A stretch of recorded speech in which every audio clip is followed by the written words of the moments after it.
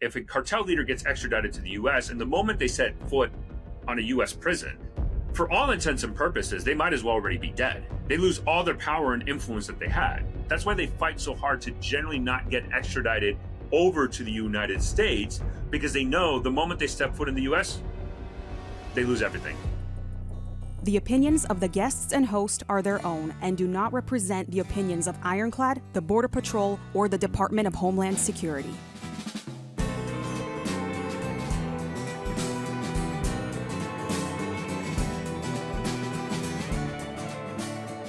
Welcome to Borderland, Narcosis, an Ironclad original presented by Phorm Supplements. You guys go check out your Phorm supplements at phorm.com/Borderland. Our next guest is Stefano Ritondale, who is a former military intelligence veteran and as well as a journalist who focuses a lot on the cartels. He has a lot of insight, and I was very excited to be able to interview him. So you guys go check it out. Stefano, thank you so much for joining us on Borderland. Thank you so much for having me. It's a great pleasure to be back. Absolutely. Brother, if you don't mind, can you give, again, the audience a little bit of your background so we can jump right into these questions? Yeah, so my name is Stefano Ritondale. I also go by All Source News. I'm a U.S. Army veteran, did about 6 years active duty, close to 5 years in the reserves, as well as DoD contracting. And while I was in the military, I opened up my back then Twitter, now X account called All Source News that really focuses on Mexican cartels from an open source intelligence perspective. Been doing this close to 5 years. And recently I was hired and was one of the co-founders of a new AI company called Artorias. I'm the chief intelligence officer of Artorias, which is an AI data collection, analysis, and assessment company that provides intelligence analysis and security threats, risk, financial advices, all that, leveraging AI for a wide swath, either the general public, governments, or corporations. And my All Source News has just been a very huge focus of mine in making sure that Mexican cartels are at the forefront of a lot of discussions and much more in-depth analysis. So I appreciate the time to join you and speak about this important conversation. Absolutely. So right now we kind of have some interesting stuff going on, right? So Mayo Zambada is going to be doing a plea deal. I believe it's in August 25th. And that to me is probably one of the most significant things we have right now in the news. What does that moment mean for the Sinaloa cartel? So, I think what we have to come to this realization first off, even before this plea deal. I think we need to acknowledge that the Sinaloa cartel as a unitary group no longer exists. There is a violent civil war, and the notion of the Sinaloa cartel is basically dead as a single organization. And we see the Justice Department, we see the Treasury Department, Homeland Security, they still use the Sinaloa cartel.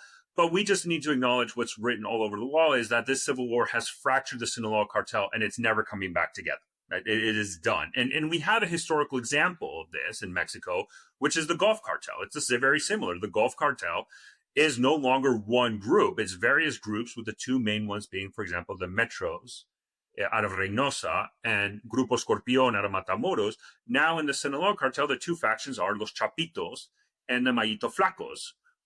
So I think that we need to acknowledge that reality and understand that this civil war has fractured them. Now, specifically related to the pleading guilty of Mayo Zambada and entering this plea deal, that obviously just continues to solidify the reality of the ground of the Sinaloa cartel no longer exists as one group. But I think the interesting aspect of this is Mayo Zambada, without a doubt, in my opinion, was the most powerful drug leader in Mexico. And you can even make the argument that he was the most powerful drug lord probably in history, in modern history, because of his decades of experience and the fact that he's never been really at risk of being captured until during the Biden administration, they managed to basically extradite him in the U.S. without Mexico knowing. The main areas that I think I would be looking at is with this plea deal is not necessarily the cartel dynamics within Sinaloa, which there's going to be a lot of, but it's more related to the Mexican political corruption. Because if there's one man who knows the dirty laundry of cartel business with political leadership, It's Mayo Zambada.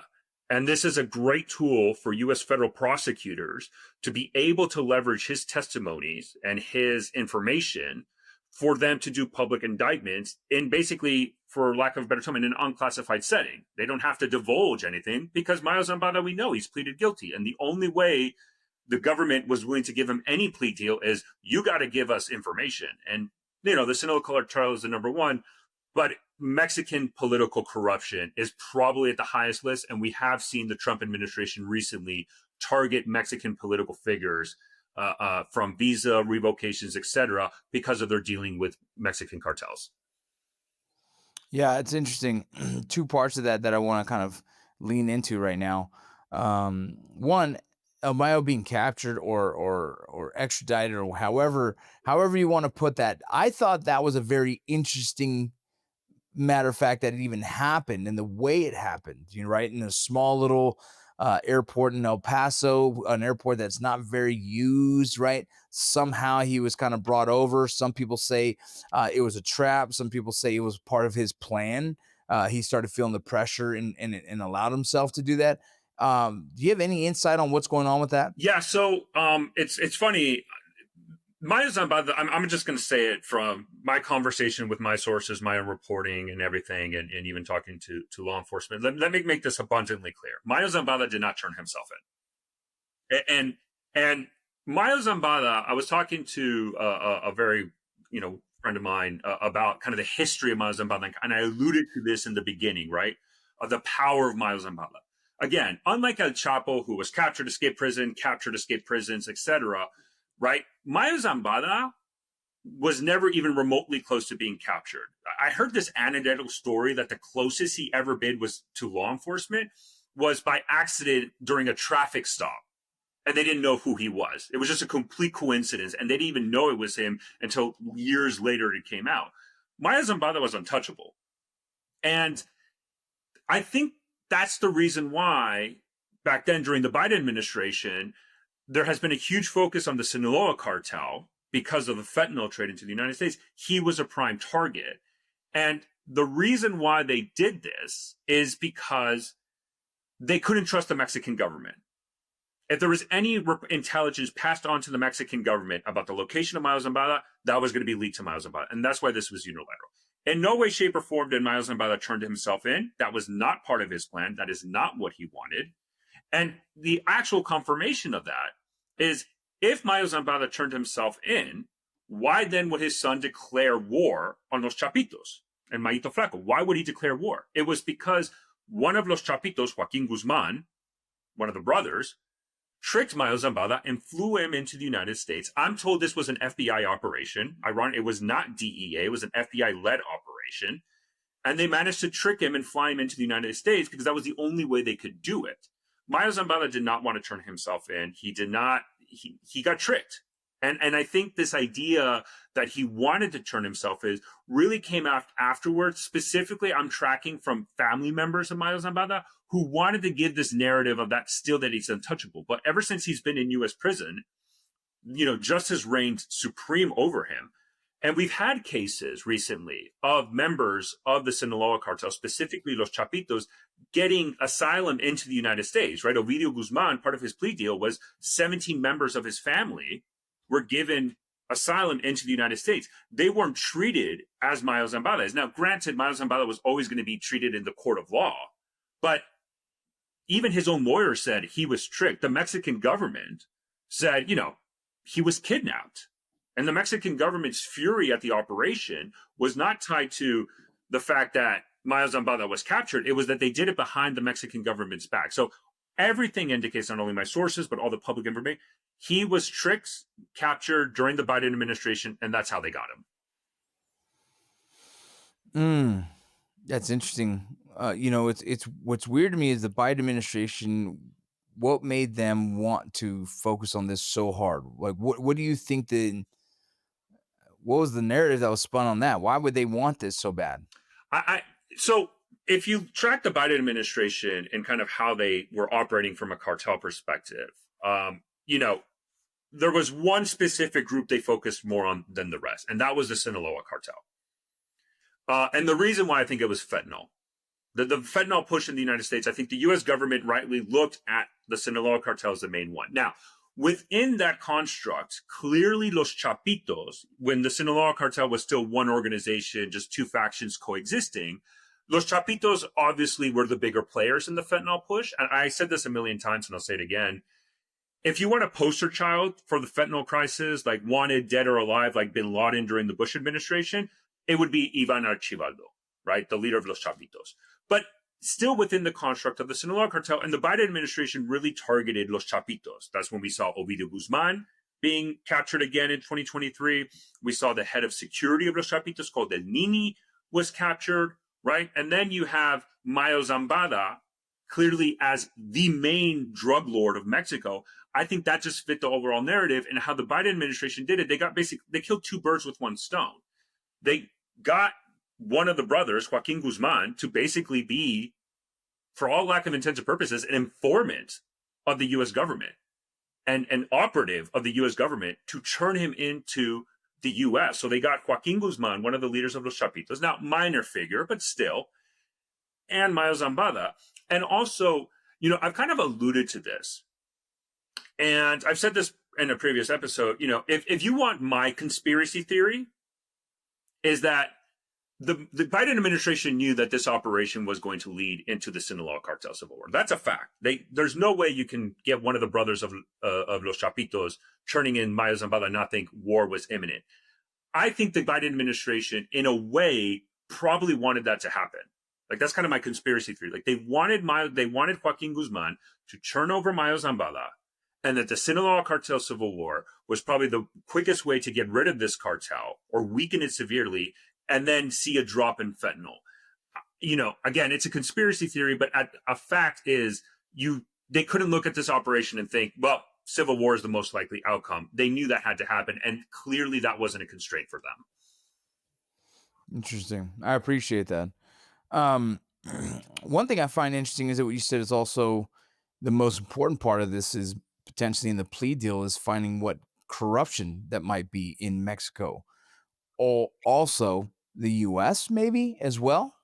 Is that fair to say? No, absolutely. I mean, look, again, we know corruption plays a huge role in how these cartels operate, and it's both sides of the border, right? Because in the end of the day, generally how Mexican cartels work is they push the product, but they're not necessarily the guys that, once it gets into the U.S., are the ones selling it down the streets or the wide distribution center. We do know, for example, that one of the ways Mexican cartels and human smugglers leverage smuggling operations in the United States is through the border, more importantly, ports of entry. So they target Border Patrol agents, they target CBP.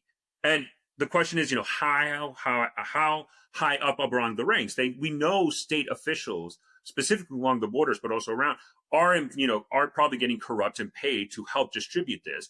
And again, if there's one person who would have the historical knowledge of all that, absolutely, it's Mayo Zambada. And so they can leverage that type of information to not only look into Mexico, where I do believe in obviously in the Mexican side, the corruption is much more widespread at much higher levels. But that doesn't absolve the United States. It doesn't absolve in the U.S. where corruption might lie. And Mayo Zambada can provide critical information and how they do it, because then also another thing to look at is not only just the political corruption in the U.S., but it's also our financial sectors, right? Banks are key avenues and revenues for money laundering that are inherently important for cartels to be able to operate. And that's something else that they can gain very useful information to understand how U.S. financial sectors, banks, and businesses are leveraged and used for money laundering, needed to then to shut those networks down. I'm excited to see what comes of this. It's going to be, hopefully, I like the fact that hopefully we can crack down on some of this corruption. I know not all of it. I know that, but it'd be really nice to see what does come of this. President Sheinbaum, she recently stated that American forces will not set foot on Mexican soil.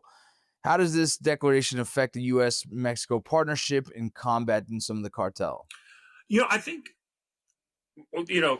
it's kind of interesting because if you look at the Mexican president, Claudia Sheinbaum, but you can even look at her predecessor, Andrés Manuel López Obrador, or AMLO, right?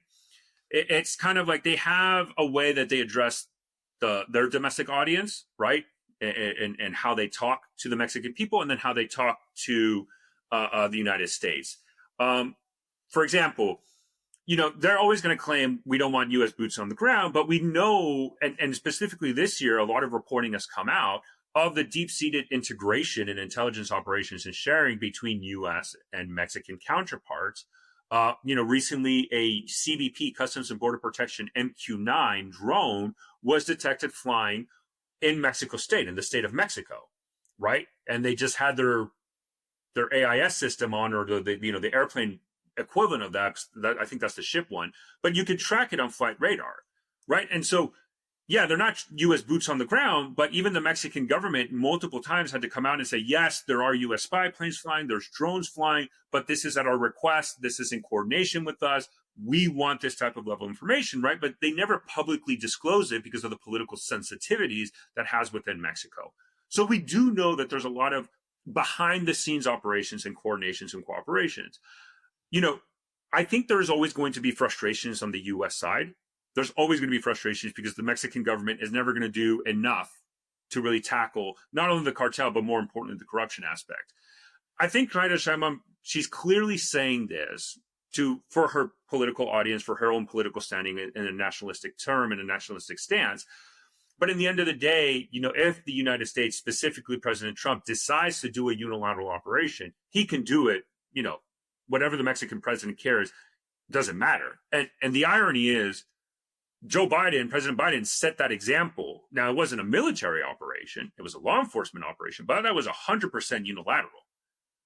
And so President Trump can easily say, Joe Biden did this with Claudia Sheinbaum. I can now do it, but I'm not going to have the constraints of just using law enforcement. And if I feel it's in our national security interest to leverage the U.S. military to conduct Operation Cartel, I will.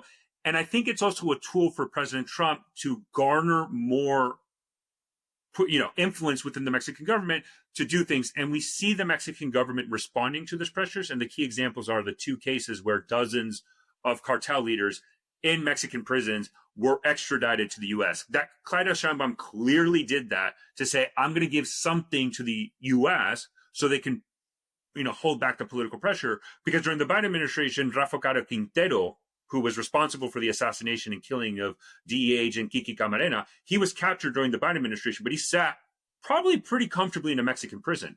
President Trump is the one that managed to get Rafael Caro Quintero into a U.S. prison, and I know the DEA was pretty happy that justice is finally going to be served for DEA agent Kiki Camarena. Yeah, I was going to say that. Those 26 high-profile cartel members been extradited almost, and then previous to that, I think it was 16 or something like that. But yeah, it's kind of it's almost like say one thing, but the other thing that's happening behind, you're still working with us. Actually, and something to the there's like, I think I think something like, I thought it was like 20 or something, but I think you're right. I have to go back from the first list. But what's interesting is what the Mexican government is, they listed a name of 40 people. Now, of those 40, a lot of them are still free. But with that list, what it basically means is if the Mexican government immediately captures them, they're immediately sent to the U.S. So that because obviously we know how these cartel figures leverage the Mexican judicial system to stay and halt or delay extradition or get free. Well, with this, so for example, I think the leader of Grupo Escorpión, El Contador, if he's captured, immediately to the U.S. And so we might see more of these figures immediately sent to the U.S. because of this list send, which is a win for the Americans. Do you think at some point this kind of sends mixed signals to the cartel, the public, even the U.S. authorities? The fact that she says one thing and then the other thing happens on the back end, right? She says U.S. won't be stepping foot in here, but then boom, sends us all these cartel members, right? Part of me, it looks at it is like, is this a favor to the cartel because the plea deal were no death penalty? Is this some kind of like, hey, look, help me out here. I'm going to send you to America, but we've already worked a deal that there's no death penalties. Let me answer that question in two ways. I think the first way is based on what I'm tracking, right? If you track the Mexican cartels from the lower figures up to kind of what you hear in the higher figures, for them, I don't think the U.S. is their main threat. Their main concern continues to be inside of Mexico, either because of the government, the Mexican government, or more than likely a rival cartel, at least from a territorial aspect, right? Because those are the guys who are actually going to fight them much more. Even if the U.S. does a unilateral military operations, it's going to be very, singular focus or they're very targeted. It's not like Iraq and Syria against ISIS where we just launched a massive bombing campaign. I don't even think the Trump administration wants to open that can of worms, right?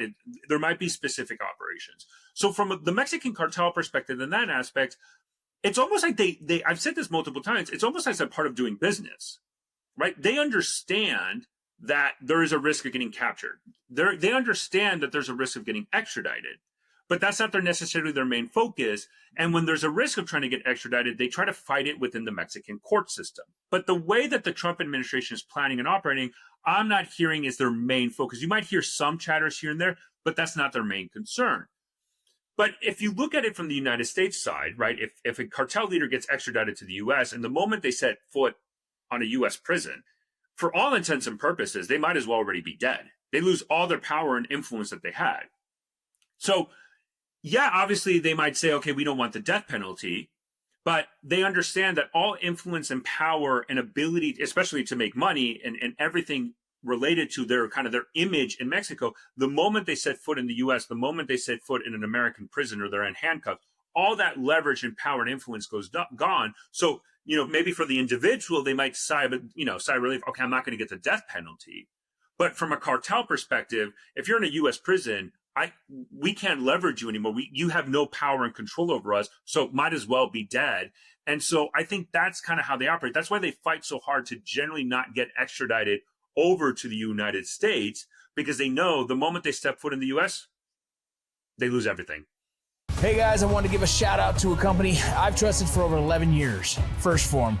They make high quality supplements, protein powders, vitamins, performance products, everything you need to support your health, fitness, and recovery. Look, my weight goes up and down like a lot of us, but when I'm dialed in and focused on my health, these are the products I trust. Their Formula 1 protein powder is my go-to after every workout. Cinnamon Toast Crunch, hands down, is my favorite flavor. I use it after every workout and it tastes amazing. They have other flavors too, like salted caramel, red velvet, and chocolate mint cookie.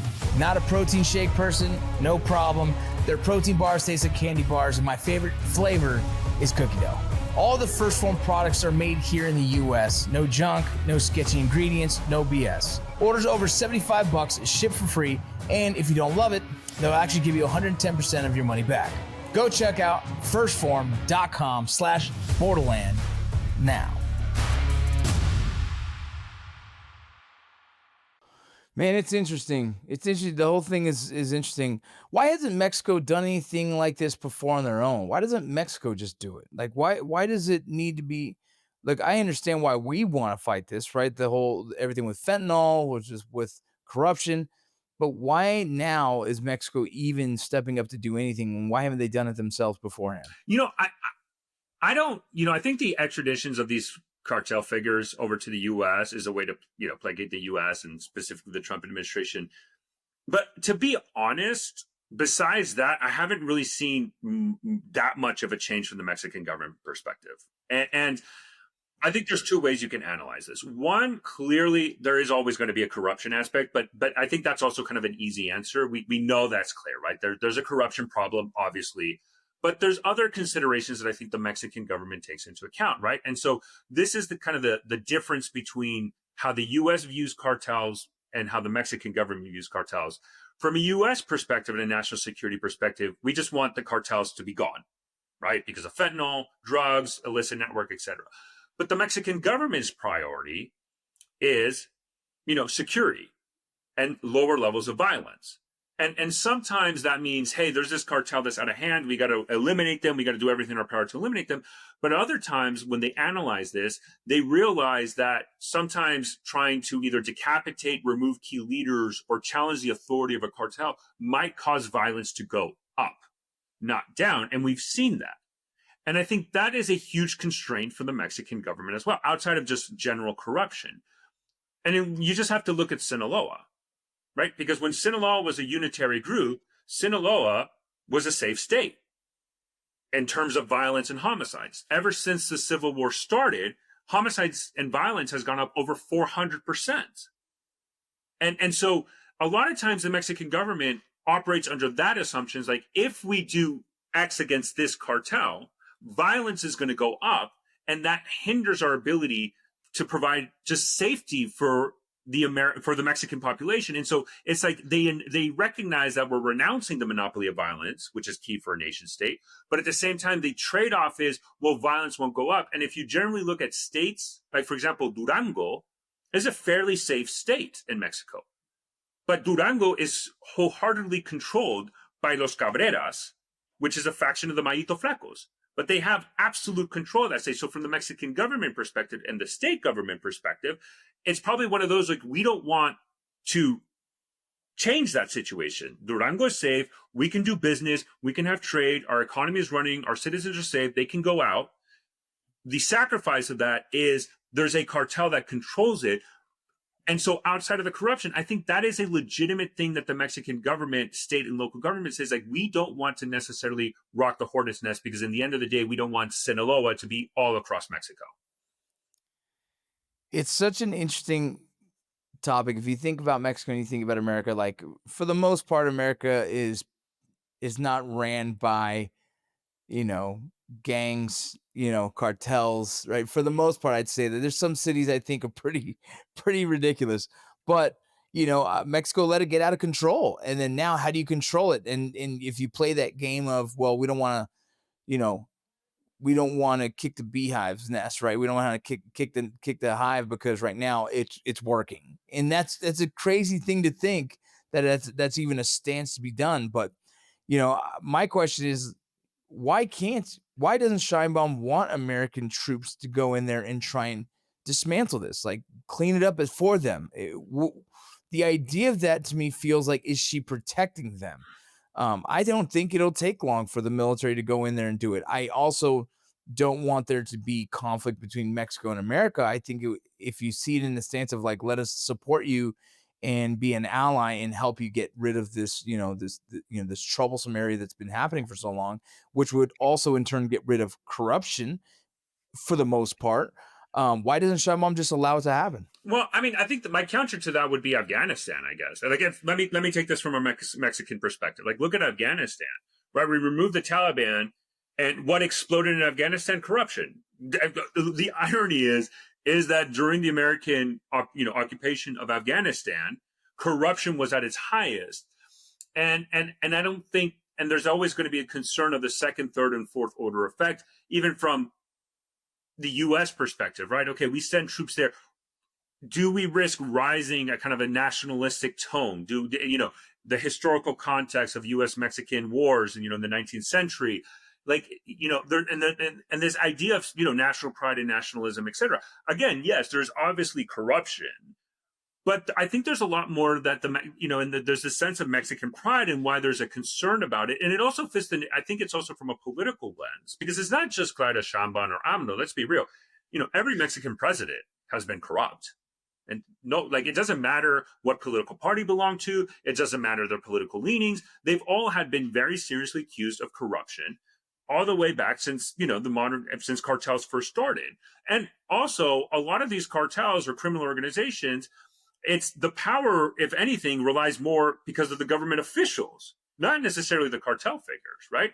Look at the Army Mexican General Cienfuegos. He was the corrupt one, and he could kill a cartel member or a cartel leader if he didn't do as he pleased. And so who really in that dynamic, is it really the cartel or is it the Mexican general? And that's kind of the thing. So yes, you have a corruption aspect. Yes, you have a nationalism aspect. But I also think that the concern is the second, third, and fourth order effect and how that's done. Obviously, everybody would prefer bilateral, but we cannot discount the political sensitivities of a country. It's no different if somebody makes an argument, regardless of your political leaning, like right now what's going on in Washington, D.C., if France says we're going to send peacekeepers over to Washington, D.C. No American would ever accept that. And I think that's the same situation for the Mexicans and how they analyze that. And I do believe that we need to take a step and say there are certain operations that maybe can be done unilateral. Obviously, it's always better bilateral. but we should not discount the risks that might affect us down the road. And it's important to highlight there's over 1 million American citizens living in Mexico. The last thing we need is a nationalistic tone to kind of develop inside of Mexico, saying not only is America our enemy, but Americans are our enemy. And now the over 1 million Americans living in Mexico could be a prime target. And maybe we've created a situation much worse than we originally envisioned. No, I agree. I mean, it's a very sensitive conversation to be had. I just find it interesting. It's like if we have an answer to try and dismantle, focusing directly towards the cartels, not Mexican nationalists, not the Mexican people who I would love to see Mexico, I would say thriving, right? And not have fear of exiting their house and not have fear of being killed in the crossfire of any kind of cartel violence. And so it's just an interesting thought. Like, I wish we could just fix it, and make Mexico a thriving country again, where people would love to visit, or people would feel safe to visit. So it's just unfortunate to see how, I mean, again, I'm a military guy. Mm-hmm. I guess I should not always think with kicking in the door and and going to war is the right answer. It is something I've seen be effective. The difference between Afghanistan and Mexico is really what drives those factors. ISIS and whatnot was more, and I've said this on the show before, was more of a faith-based, they believe in this ideology that was that they'll die for. Obviously, the Mexican cartels are not necessarily a faith-driven ideology. It really was just the power of money, right? The corruption of the drugs and the power of that. And so I think it's a very different position when talking about like what would happen, right? In the sense of like, if we just let our military do their job, I think you dismantle the power of the cartel and then they no longer have power. I feel like it's a different outcome. But again, this is just me thinking like wargaming it instead of using, I guess, other diplomatic approaches. No, and what I would say is, I mean, look,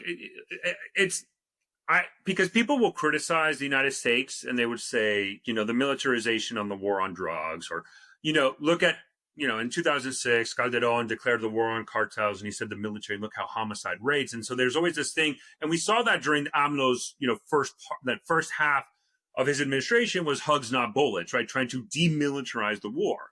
But the irony is that AMLO, during the second half, he probably became the most militarized Mexican president. Not only did he send the military probably more than anybody else in many aspects, he consolidated power and control for the Mexican military. We even saw the Mexican military take over customs duties because of the corruption that happened in the customs and duties areas inside of Mexico. And he had no other choice but to empower the military. And it also fit his political narrative of nationalism, right? I have an issue when people kind of call AMLO left-leaning.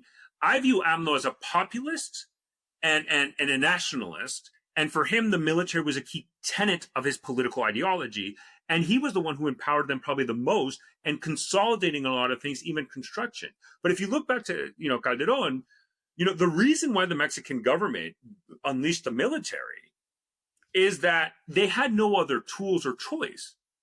They just didn't. And by the way, the problem we're probably running into is that cartels are militarizing. They have clearly taken a militarized approach. So you can argue, you can complain like, oh, the militarization of war. And again, look, 2006 showed the risk of unleashing the military, obviously, and the situation probably hasn't been better. But the problem we're running into is that there's really no other tools available to confront this problem. And the cartels are forcing a militarized response. From the U.S. side of the point, this argument and sending and all that, it's not the U.S.'s job, the U.S. military's job or responsibility to do corruption, right? That's not what, you and I both in the military, we failed at that in Afghanistan, we failed at that in Iraq, because that's not our duty and responsibilities. But I think that is a key tenet that needs to be really addressed, not only corruption, but really empowering the judiciary, because right now over 90% of violent crimes and homicides in Mexico don't even get investigated. Right. So there's a complete breakdown of law and order, specifically in the rule of law in Mexico. And unfortunately, the most effective anti-corruption body for Mexico is basically the Southern District of New York. And that's untenable.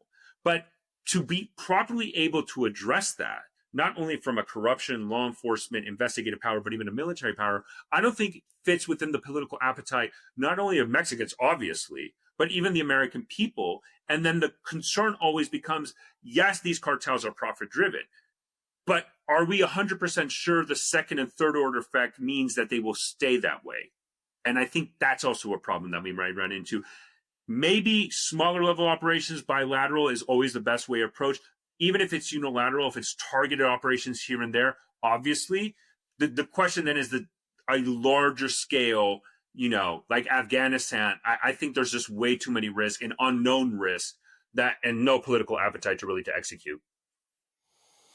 Yeah, it would be a whole different world being so close in proximity to Mexico and seeing what that looks like. And yeah, it already is messy just with the immigration conversation, how things are going. Absolutely. So we've seen the cartels experimenting with drones in some of the tech surveillance attacks. How does this compare to what you're seeing in conflict zones like Ukraine? So we are slowly serious. So we do see the typical quadcopters dropping explosive devices. That's been going on for years. That's really nothing new. I mean, if anything, Mexican cartels have been using it before even Russia, Ukraine really expanded its use, widespread, right? So we've seen that. The new development is kind of what we would call the FPV drones, the first person viewer drones, basically a drone that goes straight into a target and conducts an operation. We maybe have seen some cases of it this year in Mexico. The first possible use was in Nayarit. It looks like it possibly was a Jalisco New Generation FPV against Mayito Flacos. That did not successfully explode. It was a failed FPV strike. We also saw another one in Veracruz. And the suspicion is also probably CG&G or Mayito Flaco, because the other groups there, for example, Grupo Sombra, they don't have those technical capabilities that we are aware of, so it's generally in the larger size. So if you're comparing it to Russia, Ukraine, then clearly the next step is FPV drone use. And you would generally look at which groups would use it. By rule of thumb, look at the FTO list, because generally those are the most powerful. Those are your most likely culprits. For example, La Nueva Familia Michoacana, very well known to use, drones dropping explosives extensively, specifically in Guerrero. And so much so that a lot of it doesn't even get reported until later on. They have been very notorious for using it. The next step in this evolution is, though, the FPV drones. We are starting to see more and more reports that's going to be more widely, prolifically used. And I think that's going to be the next step. It's not a question of if, but when. And we're right there. And maybe the second half of 2025 or even 2026, we might start seeing FPV use being as widely used as we see in Russia, Ukraine, in Mexican cartels, using them inside of Mexico. That might be the next step, because already the drones dropping explosive, widely used. So clearly the next step would be FPV drones. They were ghosts. Who are these guys? I've never heard this before. Right behind me, we have armed police. They're ready for sort of riot patrol. I'm Sean Ryan, and I'm hosting the new Ironclad original, Target Intelligence PSYOP. We're not framing history correctly. Has the government conducted secret UAP crash retrieval programs, yes or no? Yes. It's an Ironclad original. An Ironclad original. An Ironclad original. Ironclad original. An Ironclad original. An Ironclad original. We've heard several reports that there's Mexican cartels that are kind of deploying to Ukraine to learn more tactics, and also bring in some of the Ukrainian leaders or I guess experienced drone operators into Mexico to teach them how to do it. I've also seen from some of my sources some pictures of individuals with Ukrainian tattoos in Mexico, which would kind of indicate this is true. But have you heard anything like that? Yeah. So the number one thing we see them recruit is Colombians. And so we know Colombian mercenaries in Mexico. One of the areas that the cartels leverage to target for recruitment is Colombians who served in Ukraine. That's when you generally see that. Those are very widely focused and used. And so generally, rule of thumb is if you see that, 90% of them are probably, they're Colombians. We do get reports of other nationalities. And look, this has been a problem set for Mexico for years. We've all seen the stories and reports of special forces of various countries being recruited by cartel members, American military veterans, Israelis, Russians, Guatemalans special forces get recruited heavily, Colombians, etc. Right? This is a known thing that has always happened where people get drawn in. Now, because of Russia, Ukraine, clearly the Mexican cartels are targeting for recruitment our Colombian foreign fighters in Ukraine, and they're leveraging as mercenaries to go inside of Mexico. And they're very prolific. I have many cases I've seen in specifically Michoacan, both used by Carteles Unidos, or the United Cartels, and the Jalisco New Generation Cartel. I've even seen, anecdotal evidence of them being with los Rusos of the Maito Flacos there in Sonora, also operating there. So yes, that is clearly there. I did see that report of it's instead of trying to recruit people who have already trained, trying to send people so they can get trained. I did see that report. I think that is a concern. If you read the report, that was a concern that the Mexican intelligence agency, the Centro de Nacional Inteligencia, the Intelligence National Center of Mexico, kind of said a warning to the Ukrainian intelligence services, hey, we had this concern of Mexican cartel members going. Can you make sure your vetting is proper? And, maybe we had this crosstalk to ensure, hey, if we have somebody on our list and it pings on your list, let us know and maybe expel him or detain him and send him our ways. That is something that could be done. But generally the rule of thumb that I've seen is why not recruit somebody who's already trained and bring them over?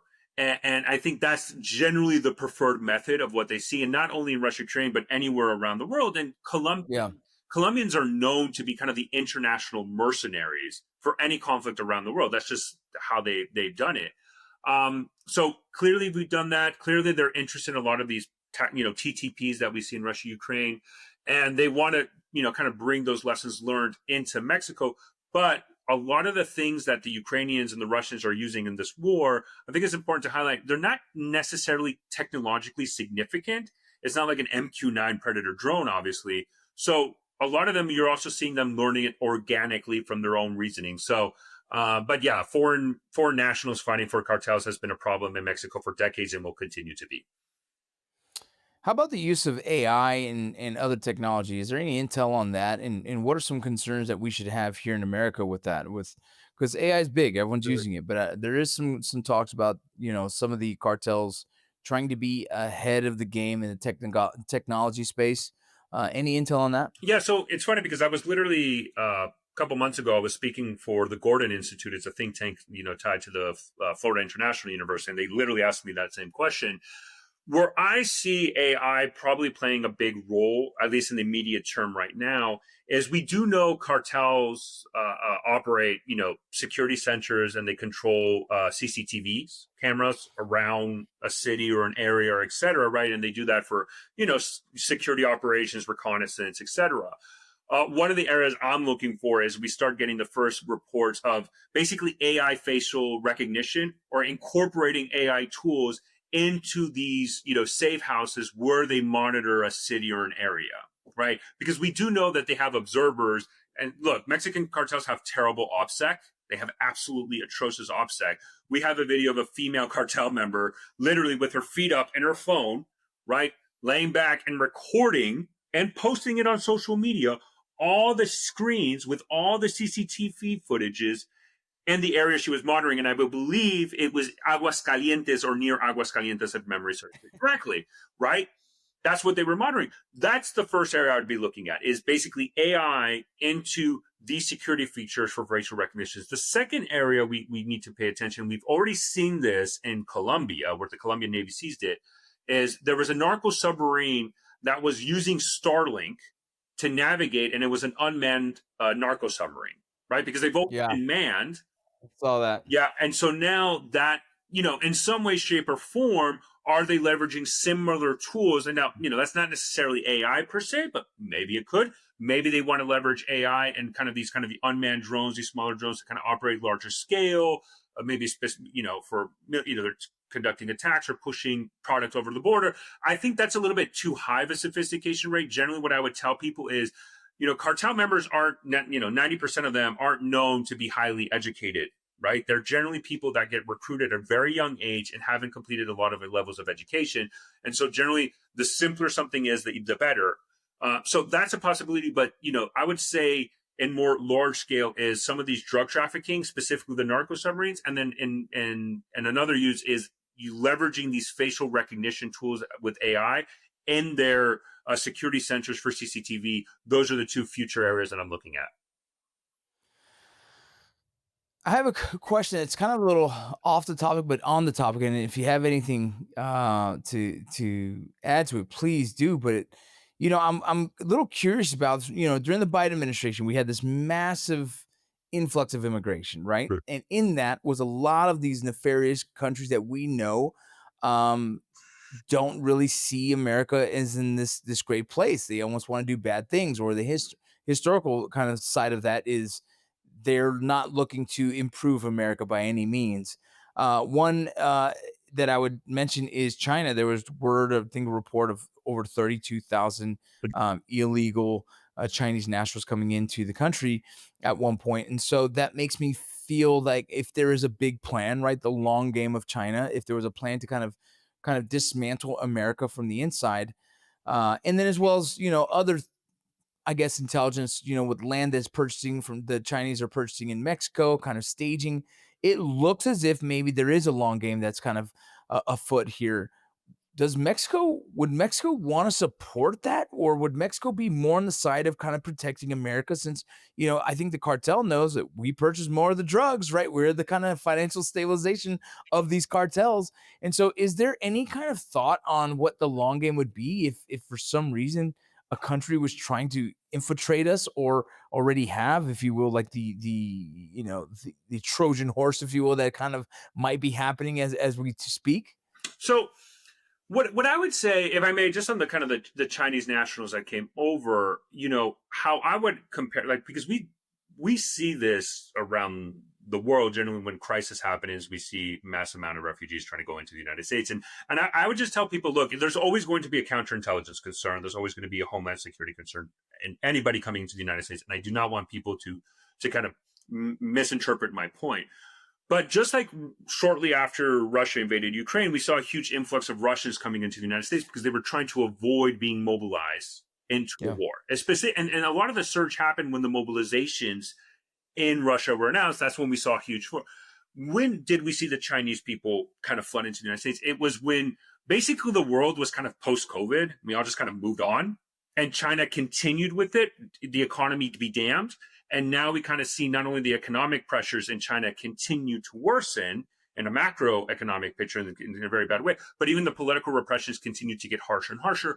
And that kind of, when that happened, that trend, and then we see a lot of people fleeing China and trying to go into the United States for asylum purposes. Now, again, there's always going to be a counterintelligence concern, and that should be done. But that's generally what happens anywhere around the world, right? If a natural disaster, war breaks out, economic depression or whatever, a couple months later is when we see an influx of people trying to get into the United States. That's just the general rule of thumb, because the U.S. is, the best country to live at, obviously. So they want to give that a shot.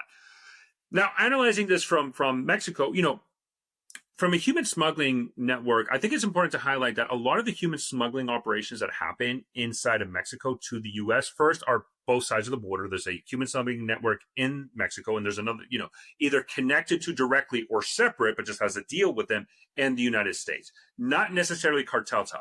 And the vast majority of human smuggling that happens are done by these local and even family networks that push the migrants right into the U.S. And then there's a U.S. side of the operations. Although cartels do play a role in human smuggling, a lot of time it's not them doing it directly. We do have specific examples like in Sonora, and more importantly, like for example in Nuevo León and Coahuila with the CDN cartel, the Northeast cartel. They're much more involved in human smuggling. But for the most part, it's most of these networks that just pay a fee to the cartel to operate in the plaza. The Mexican government is very concerned. Obviously, the last thing the Mexican government wants is a terror attack to happen inside the United States, and it's directly tied because they crossed in illegally into the U.S. That from the Mexican perspective would be a nightmare scenario. They are concerned about that, right? And again, what we see is it's not just from Mexico, it's all of South America, because we know Ecuador as a route because a lot of the visa-free, even in the past, they had very lax visa requirements, and or even in Brazil, enabling a lot of then migrants to start there and then push their way north to the U.S. So I think there is a concern. They generally want to do everything in their power to kind of stop it. But again, it's then the question then becomes is just the amount of resources that they have available at their disposal. And the problem that you run in with Mexico is there's a lot of problems. They just don't have enough resources, and they have to allocate it appropriately, even just from a military perspective or an intelligence agency perspective. So if you deploy, let's say, Mexican National Guard soldiers to the border or to the border with Guatemala down in Chiapas, and you're using them for, let's say, preventing migrants from crossing through, well, now you don't have those resources for internal security operations to maintain either peace or stability targeted cartel operations inside of Mexico, either in Guanajuato, Zacatecas, Tamaulipas, etc. And then that's kind of the give or take. And the Mexican government has to make that decision either internally because of their own things or American political pressures. And I've sometimes criticized the American approach to this, not only into Mexico, but Central and South America, and how we view it, is that a lot of times it's just migrant specific and trying to prevent people from crossing over, that sometimes our policies and the way we approach it make the situation in its home country worse, that then incentivizes more people to try to go into the U.S. And I think we just need to zoom out a little bit and analyze it from 30,000 feet rather than just one singular topic. Yeah, no, I love that. What do you see as the most overlooked global risk factor that can make cartel activity more dangerous in the next 5 years? What I'm going to answer with this. The one area I'm looking at very much so, and again, I'm not an expert in it and I don't speak the language, but I would love to. If anybody of your listeners speaks Portuguese and wants to track these people, severely, because I talk to a lot of these accounts, but Google Translate is not ideal. It's the Brazilian gangs. The Brazilian gangs, just as the Mexican cartels replaced the Colombian cartels, like the Medellin cartel, the Cali cartel. Yeah. We saw that Mexico then replace them.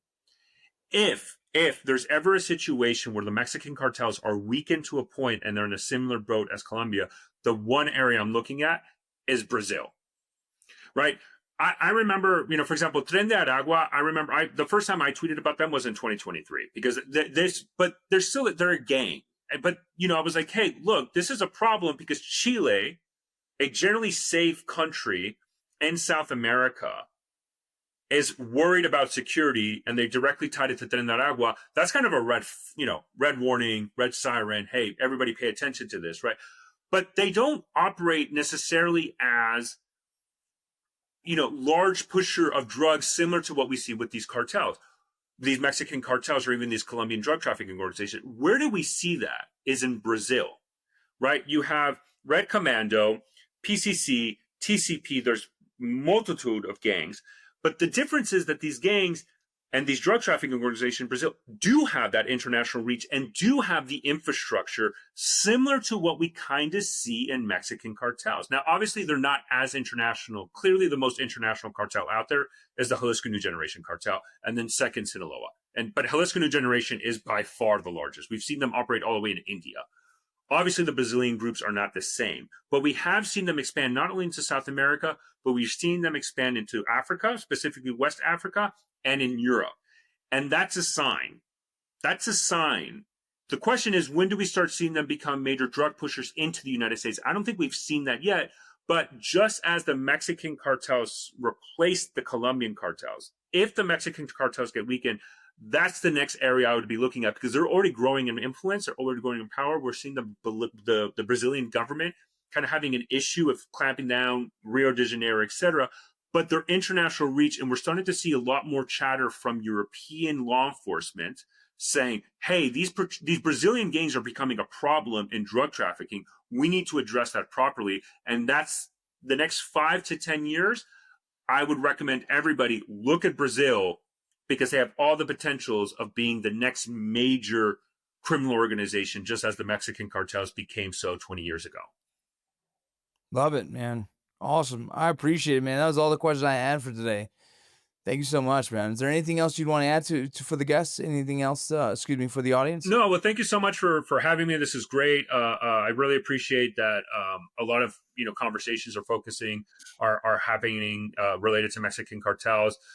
There's a lot of wealth of information from not only American accounts. I would have to give a special shout out to a couple of accounts. There's a lot of reporters in Borderland Beat. That's a great tool if you want to learn more about them. Borderland Beat, Pernicious Propaganda, Latam Oscuro. There's a great group of people, but also a lot of the Mexican Twitter OSINT community. They do phenomenal work. They do a lot of work. And if it wasn't for their excellent work, I never would have jumped here and kind of done my own thing. So I want to thank them and Artorias for allowing me to be here and speak with you guys. And I really appreciate it. Absolutely. Thank you so much, brother. Anytime. If you have anything else you ever want to say, give us a call. We'll put you back on. Thank you so much. Thank you for listening to Borderland Narcosis, an Ironclad original presented by Phorm. Go get your submits right now at firstform.com/Borderland. Thank you so much. We'll see you next time.